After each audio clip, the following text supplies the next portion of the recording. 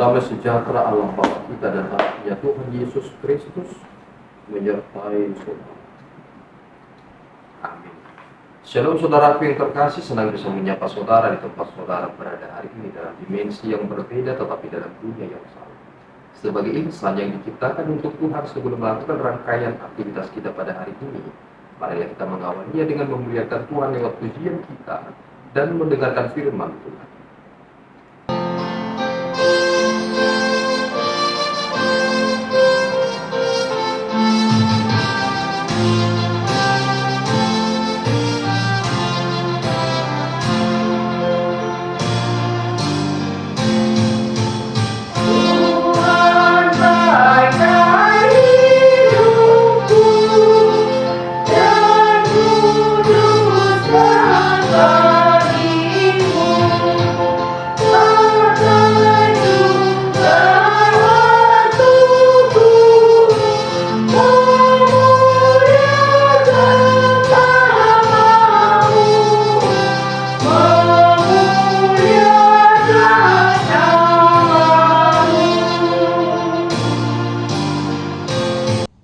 Kisah Para Rasul 2 ayat 38.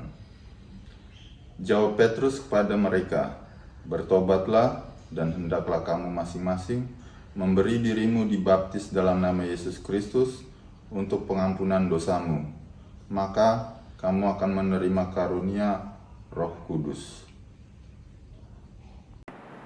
Saudara yang terkasih, tiba-tiba Petrus tampil di hadapan banyak orang dan dia menyampaikan firman yang sangat menusuk hati para pendengarnya. Dan keberanian itu ternyata muncul bukan karena dirinya, tetapi karena ada roh yang telah memberikan kebenaran kepadanya, sehingga dia takluk kepada kebenaran itu.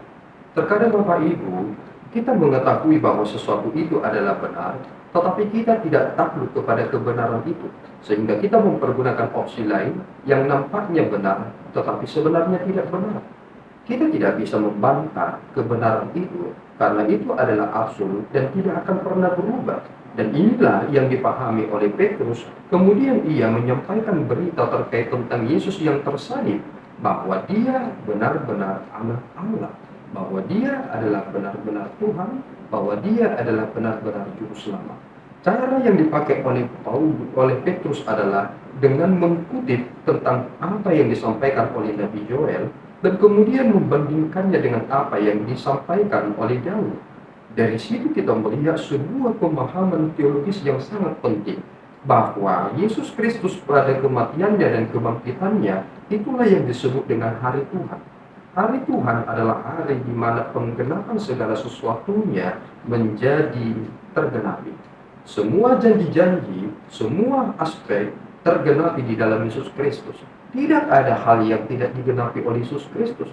Meskipun nampaknya terkait tentang Sabat tidak terlihat terkait Yesus menggenapinya, tetapi kita melihat satu hal. Ketika Yesus bersama dengan murid-muridnya mengambil gandum pada hari Sabat.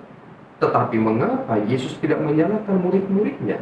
Karena yang memiliki Sabat itu, hari itu adalah Allah sendiri. Dia memiliki kuasa dengan itu, sehingga kita semakin memikirkan satu hal. Oh, ternyata selagi kita berada di dunia ini, kita membutuhkannya. Tetapi setelah kita bersama dengan Allah, kita tidak lagi membutuhkannya.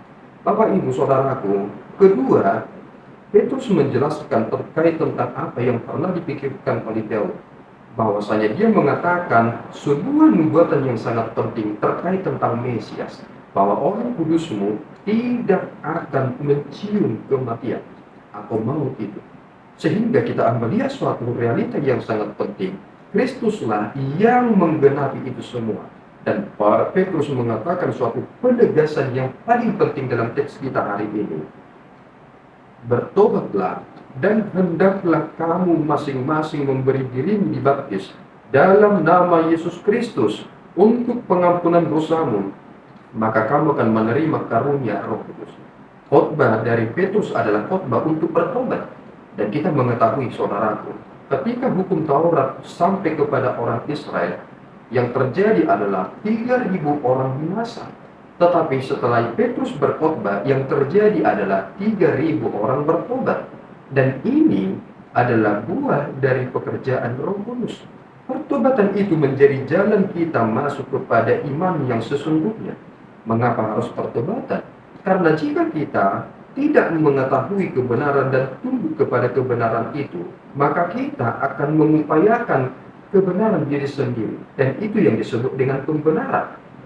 Pembenaran diri sendiri itu sebenarnya adalah kemunafikan, itu sebenarnya adalah kesalahan fatal.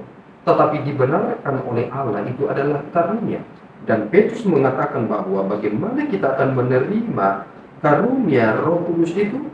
Jawabannya adalah jika kita sudah menjadi milik Kristus. Bagaimana mungkin itu terjadi? Jawabnya adalah bertobat, dibaptis dalam tanda kutip baptisan pertobatan yang diterima oleh mereka.